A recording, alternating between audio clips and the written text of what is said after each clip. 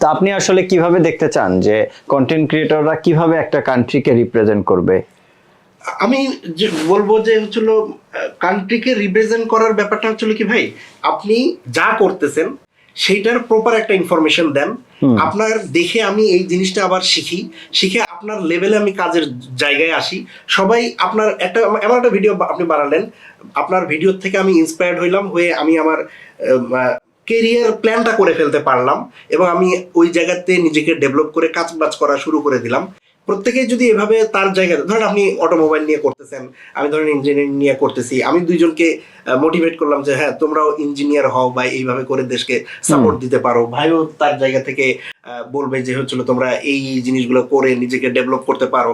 এই জায়গাগুলো যদি আপনি এভাবে করে যখন মানুষকে ইনফ্লুয়েন্স করবেন হার্ডওয়ার্কিং এর প্রতি, অনেস্ট থাকার প্রতি, তাহলে দেখবেন যে সবাই সবার জায়গা থেকে যদি অনেস্ট হয়ে ওঠে, সবাই সবার জায়গা থেকে যদি হার্ডওয়ার্কিং করে ওঠে, তাহলে দেখবেন যে আপনি পুরো বাংলাদেশকে করতে পারতেছেন।